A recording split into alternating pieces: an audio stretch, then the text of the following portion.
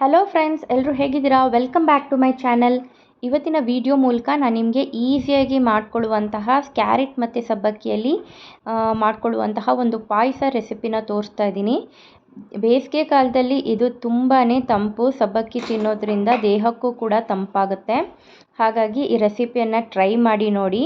ತುಂಬಾ ಬೇಗ ಮಾಡ್ಕೊಳ್ಬೋದು ಮತ್ತು ತಿನ್ನೋದಕ್ಕೂ ಅಷ್ಟೇ ತುಂಬಾ ಚೆನ್ನಾಗಿ ಬರುತ್ತೆ ಮತ್ತು ಕ್ರೀಮಿಯಾಗಿ ಬರುತ್ತೆ, ಗಟ್ಟಿ ಕೂಡ ಆಗೋದಿಲ್ಲ. ಬನ್ನಿ ಹೇಗೆ ಮಾಡ್ಕೊಳ್ಳೋದು ಅಂತ ನೋಡ್ಕೊಳ್ಳೋಣ. ಅದಕ್ಕೂ ಮೊದಲಿಗೆ ನನ್ನ ಚಾನಲ್ನ ಸಬ್ಸ್ಕ್ರೈಬ್ ಮಾಡ್ಕೊಂಡು ನೋಡಿ. 2 ಟೀ ಸ್ಪೂನ್ ಆಗೋಷ್ಟು ತುಪ್ಪನ ಹಾಕ್ಕೊಂಡು ಗೋಡಂಬಿ ಮತ್ತು ದ್ರಾಕ್ಷಿನ ನಾನಿಲ್ಲಿ ಒಂದು 10 ಗೋಡಂಬಿ 10 ದ್ರಾಕ್ಷಿಯನ್ನು ತೊಗೊಂಡಿದ್ದೀನಿ. ಅದನ್ನು ಚೆನ್ನಾಗಿ ನಾನು ಫ್ರೈ ಮಾಡ್ಕೊಳ್ತಾ ಇದ್ದೀನಿ. ನೀವು ಅಷ್ಟೇ ತುಂಬ ಬ್ಲ್ಯಾಕ್ ಆಗೋವರೆಗೂ ಫ್ರೈ ಮಾಡ್ಕೊಳ್ಳೋದು ಬೇಡ. ಜಸ್ಟು ಒಂದು 2 ನಿಮಿಷ ಈ ಥರ ಕೈ ಆಡಿಸ್ಕೊಂಡು ಫ್ರೈ ಮಾಡಿಕೊಂಡ್ರೆ ಸಾಕಾಗುತ್ತೆ. ಈಗ ನಾನು ಅದೇ ಪಾತ್ರೆಗೆ ಕ್ಯಾರೆಟ್ ತುರಿಯನ್ನು ಅಂದರೆ 2 ಕ್ಯಾರೆಟನ್ನು ಚೆನ್ನಾಗಿ ತುರಿದಿಟ್ಕೊಂಡಿದ್ದೀನಿ.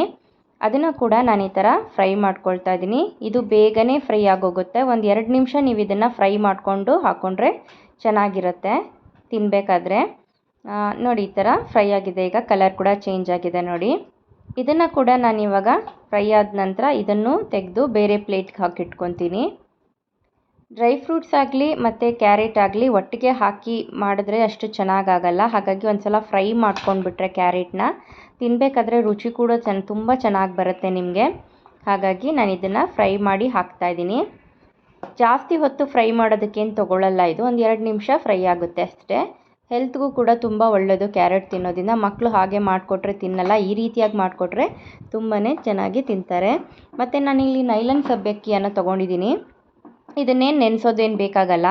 ಒಂದು 2 ನಿಮಿಷ ಈ ಥರ ಒಂದು ಅರ್ಧ ಕಪ್ ಆಗುವಷ್ಟು ನೈಲಾನ್ ಸಬ್ಬಕ್ಕಿಯನ್ನು ತೊಗೊಂಡಿದ್ದೀನಿ. ಅದನ್ನು ನಾವು ಫ್ರೈ ಮಾಡ್ಕೊಳ್ಬೇಕು. ಒಂದು 2 ನಿಮಿಷ ಫ್ರೈ ಆದ ನಂತರ ಇಲ್ಲಿ ನಾನು ನೀರನ್ನು ಆ್ಯಡ್ ಮಾಡ್ಕೋತಾ ಇದ್ದೀನಿ. 2 ಕಪ್ ಆಗುವಷ್ಟು ನೀರನ್ನು ಹಾಕ್ಕೊಂಡಿದ್ದೀನಿ. ಇದನ್ನು ಲಿಡ್ ಕ್ಲೋಸ್ ಮಾಡಿಬಿಟ್ಟು ನಾನಿಲ್ಲಿ ಕುದಿಯೋಕೆ ಇಟ್ಕೊಂಡಿದ್ದೀನಿ. ಇವಾಗ 2 ನಿಮಿಷ ಫ್ರೈ ಮಾಡಿದ್ರೆ ಸಾಕಾಗುತ್ತೆ. ಅದು ಒಂದು ಸ್ವಲ್ಪ ಚಟ್ಪಟನ್ನವರೆಗೂ ಫ್ರೈ ಮಾಡ್ಕೊಳ್ಳಿ ಸಾಕು. ನೋಡಿ ಇವಾಗ ಚೆನ್ನಾಗಿ ಕುದ್ದಿದೆ, ಟ್ರಾನ್ಸ್ಪರೆಂಟ್ ಕೂಡ ಆಗೋಗಿದೆ. ಇವಾಗ ಇಷ್ಟು ಟ್ರಾನ್ಸ್ಪರೆಂಟ್ ಆದರೆ ಸಾಕು. ಯಾಕಂದರೆ ಮತ್ತೆ ನಾವು ಹಾಲು ಹಾಕೋದ್ರಿಂದ ಅದು ಕುದ್ದು ಪರ್ಫೆಕ್ಟಾಗಿ ಬರುತ್ತೆ ಅದು. ಹಾಗಾಗಿ ಒಂದು 2 ನಿಮಿಷ ಕುದಿಸ್ಕೊಂಡ್ರೆ ಸಾಕಾಗುತ್ತೆ. ಒಂದು 2 ನಿಮಿಷ ಫ್ರೈ ಮಾಡಿಕೊಂಡು 2 ನಿಮಿಷ ನೀವು ಈ ಥರ ನೀರಲ್ಲಿ ಕುದಿಸ್ಕೊಂಡ್ರೆ ಸಾಕು. ನಾನಿಲ್ಲಿ ಒಂದು ಅರ್ಧ ಕಪ್ಪು ನೈಲಾನ್ ಸಬ್ಬಕ್ಕಿಗೆ 2 ಕಪ್ ಆಗುವಷ್ಟು ನೀರು ಮತ್ತು 4 ಕಪ್ ಆಗುವಷ್ಟು ಹಾಲನ್ನು ತೊಗೊಳ್ತಾ ಇದ್ದೀನಿ. ಹಾಲನ್ನು ಆಲ್ರೆಡಿ ನಾನು ಕುದಿಸಿಟ್ಕೊಂಡಿದ್ದೆ, ಅದನ್ನೇ ನಾನಿವಾಗ ಸೇರಿಸ್ಕೊಳ್ತಾ ಇದ್ದೀನಿ. ಹಸಿ ಹಾಲಾದರೂ ಕೂಡ ನೀವು ಹಾಗೆ ಹಾಕ್ಕೊಳ್ಬೋದು, ಬಟ್ ನಾನಿಲ್ಲಿ ಬಿಸಿ ಮಾಡ್ಕೊಂಡಿರೋ ಹಾಲನ್ನ ಸೇರಿಸ್ಕೊಳ್ತಾ ಇದ್ದೀನಿ. ಇದನ್ನು ನೀವು ಚೆನ್ನಾಗಿ ಈ ಥರ ತಿರುವಾಕೋತಾ ಇರಬೇಕು, ಯಾಕಂದರೆ ಅದು ಕೆಳಗಡೆ ತಳ ಹಿಡಿಬಾರ್ದಲ್ವ. ಹಾಗಾಗಿ ಒಂದು 2 ನಿಮಿಷ ಇದನ್ನು ಚೆನ್ನಾಗಿ ಈ ಥರ ತಿರುಗಿಸ್ಕೊಳ್ತಾ ಇರಿ. ನಂತರ ಇದಕ್ಕೆ ನಾನು ಕ್ಯಾರೆಟ್ ಏನು ನಾವು ಫ್ರೈ ಮಾಡಿ ಇಟ್ಕೊಂಡಿದ್ದೀವಲ್ಲ ಅದನ್ನು ಇದಕ್ಕೆ ಸೇರಿಸ್ಕೊಳ್ತಾ ಇದ್ದೀನಿ. ಅದ್ರ ಜೊತೆಗೆ ಇದನ್ನು ಕೂಡ ಒಂದು 2 ನಿಮಿಷ ಕುದಿಬೇಕಾಗತ್ತೆ. ಕ್ಯಾರೆಟ್ ಕೂಡ ಚೆನ್ನಾಗಿ ಬೆಂದರೆ ಅದ್ರ ಫ್ಲೇವರ್ನು ತುಂಬ ಚೆನ್ನಾಗಿ ಬರುತ್ತೆ. ನೋಡಿ ಈ ಥರ ಚೆನ್ನಾಗಿ ಕಲಿಸ್ಕೊತಾ ಇರಬೇಕು. ಹಾಲಿನ ಜೊತೆಗೆ ಕ್ಯಾರೆಟ್ ಕೂಡ ಚೆನ್ನಾಗಿ ಬೇಯುತ್ತೆ ಮತ್ತು ಸಬ್ಬಕ್ಕಿ ಕೂಡ ತುಂಬ ಚೆನ್ನಾಗಿ ಬೇಯುತ್ತೆ. ಅದ್ರ ಜೊತೆಗೆ ಒಂದು 2 ರಿಂದ 3 ನಿಮಿಷ ಇದನ್ನು ಚೆನ್ನಾಗಿ ಬೇಯಿಸ್ಕೊಂಡ ನಂತರ ನಾನು ಇದಕ್ಕೆ ಇವಾಗ ಸಕ್ಕರೆನ ಸೇರಿಸ್ಕೊಳ್ತಾ ಇದ್ದೀನಿ. ನಾನಿಲ್ಲಿ ವೈಟ್ ಶುಗರನ್ನು ಸೇರಿಸ್ಕೊಂಡಿಲ್ಲ, ನನ್ನ ಹತ್ರ ಬ್ರೌನ್ ಶುಗರ್ ಇತ್ತು. ಹಾಗಾಗಿ ಅದನ್ನೇ ಬ್ರೌನ್ ಶುಗರನ್ನು ನಾನು ಇದಕ್ಕೆ ಸೇರಿಸ್ಕೊಳ್ತಾ ಇದ್ದೀನಿ. ನಿಮಗೆ ಸ್ವೀಟು ಎಷ್ಟು ಬೇಕು ಅಂತ ನೋಡಿಕೊಂಡು ಅಷ್ಟು ಸೇರಿಸ್ಕೊಳ್ಳಿ. ನಾನಿಲ್ಲಿ 1.5 ಕಪ್ ಆಗುವಷ್ಟು ಸ್ವೀಟನ್ನು ಸೇರಿಸ್ಕೊಂಡಿದ್ದೀನಿ. ವೈಟ್ ಶುಗರ್ ಕೂಡ ನೀವು ಆ್ಯಡ್ ಮಾಡ್ಕೊಳ್ಬೋದು. ನಾನು ಸ್ವಲ್ಪ ಹೆಲ್ತಿಯಾಗಿರಲಿ ಅಂತ ಬ್ರೌನ್ ಶುಗರನ್ನು ಆ್ಯಡ್ ಮಾಡಿದ್ದೀನಿ. ಬಟ್ ಟೇಸ್ಟಲ್ಲಿ ಯಾವುದೇ ರೀತಿಯಾದ ಚೇಂಜಸ್ ಆಗೋದಿಲ್ಲ.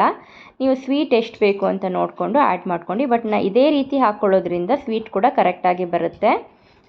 ನೋಡಿ ಈಗ ಸ್ವಲ್ಪ ತಿಕ್ಕಾಗಿದೆ ಅಲ್ವಾ. ನೋಡಿ ಈ ಥರ ತಿಕ್ಕಾದ ನಂತರ ನೀವು ಇದನ್ನು ಇಳಿಸ್ಕೊಬೇಕು. ತುಂಬಾ ತಿಕ್ ಮಾಡಬಾರ್ದು ಇದು, ಯಾಕಂದರೆ ಇದು ಹೋಗ್ತಾ ಸ್ವಲ್ಪ ಕೂಲ್ ಆದ ನಂತರ ಸ್ವಲ್ಪ ಗಟ್ಟಿಯಾಗೋ ಚಾನ್ಸಸ್ ಇರುತ್ತೆ. ಹಾಗಾಗಿ ಈ ಥರ ನೀವು ಮಾಡ್ಕೊಳ್ಳೋದ್ರಿಂದ ಗಟ್ಟಿ ಕೂಡ ಆಗೋದಿಲ್ಲ, ಕರೆಕ್ಟಾಗಿ ಬರುತ್ತೆ ನಿಮಗೆ. ತುಂಬಾ ಮೊದಲಿಗೆ ನೀವು ತುಂಬ ತಿಕ್ಕಾಗಿ ಮಾಡ್ಕೋಬಾರ್ದು. ಇಷ್ಟು ಕನ್ಸಿಸ್ಟೆನ್ಸಿ ಬಂದರೆ ಸಾಕು. ನೀವು ಒಂದು 2-3 ನಿಮಿಷ ಕುದಿಸ್ಬಿಟ್ರೆ ಇದನ್ನ. ಇವಾಗ ನೀವು ಡ್ರೈ ಫ್ರೂಟ್ಸ್ ಏನು ಮಾಡಿಟ್ಕೊಂಡಿದ್ದೀವಲ್ಲ, ಗೋಡಂಬಿ ದ್ರಾಕ್ಷಿನ ಕೂಡ ಇದಕ್ಕೆ ನೀವು ಆ್ಯಡ್ ಮಾಡ್ಕೊಳ್ಬೋದು. ಈಗ ಇದು ಪರ್ಫೆಕ್ಟಾಗಿ ರೆಡಿಯಾಗಿದೆ. ನೋಡಿ ಇಷ್ಟು ತಿಕ್ಕಾಗಿ ಬಂದರೆ ಸಾಕು. ಇವಾಗಲೇ ಇಳಿಸ್ಕೊಬೇಕಾಗತ್ತೆ. ನೀವು ಜಾಸ್ತಿ ಇದನ್ನು ಕುದಿಸೋದ್ರಿಂದ ಇಲ್ಲೇ ತಿಕ್ಕಾಗಿಬಿಟ್ರೆ ಆಮೇಲೆ ನಿಮಗೆ ಅದು ಪಾಯಸ ಅನ್ನೋ ಕನ್ಸಿಸ್ಟೆನ್ಸಿ ಹೊಟ್ಟೋಗ್ಬಿಟ್ಟಿರುತ್ತೆ. ಸೊ ಹಾಗಾಗಿ ಇಲ್ಲಿ ನಾನು ಕ್ಲೋಸ್ ಮಾಡಿಟ್ಟಿದ್ದೀನಿ. ನೋಡಿ ಎಷ್ಟು ತಿಕ್ಕಾಗಿ ಬಂದಿದೆ ಅಂತ ನೋಡಿ. ಇದು ಸ್ವಲ್ಪ ತಣ್ಣಗಾಗ್ತಾ ಗಟ್ಟಿ ಆಗಿಬಿಡುತ್ತೆ. ಹಾಗಾಗಿ ಇಷ್ಟು ಮಾಡಿಕೊಂಡ್ರೆ ನೀವು ಆರಾಮಾಗಿ ಕುಡಿಬೋದು ಪಾಯಸನ. ನೋಡಿ ಎಷ್ಟು ಬೇಗ ರೆಡಿ ಆಯ್ತಲ್ವ. 5 ನಿಮಿಷದಲ್ಲಿ ನೀವು ಇದನ್ನು ಮಾಡ್ಕೋದು. ಮಕ್ಕಳು ಕೂಡ ತುಂಬ ಹೆಲ್ದಿ ಆದಂತಹ ರೆಸಿಪಿ, ಮಕ್ಳಿಗೂ ತುಂಬ ಇಷ್ಟ ಆಗುತ್ತೆ. ನೀವು ಬೇಸಿಗೆ ಕಾಲದಲ್ಲಿ ಏನಾದರೂ ಸ್ವೀಟ್ ಮಾಡ್ಕೋಬೇಕು ಅಂದಾಗ ಈ ಸ್ವೀಟ್ನ ಸೇವ್ ಮಾಡಿಕೊಂಡು ಟ್ರೈ ಮಾಡಿ. ನೋಡಿ ಹೇಗೆ ರೆಡಿಯಾಗಿದೆ ಅಂತ. ಈ ರೆಸಿಪಿ ನಿಮಗೆ ಇಷ್ಟ ಆಗಿದರೆ ಲೈಕ್ ಮಾಡಿ, ಶೇರ್ ಮಾಡಿ ಮತ್ತು ಸಬ್ಸ್ಕ್ರೈಬ್ ಮಾಡ್ಕೊಂಡು ನೋಡೋದನ್ನು ಮರಿಬೇಡಿ. Thank you for watching my video.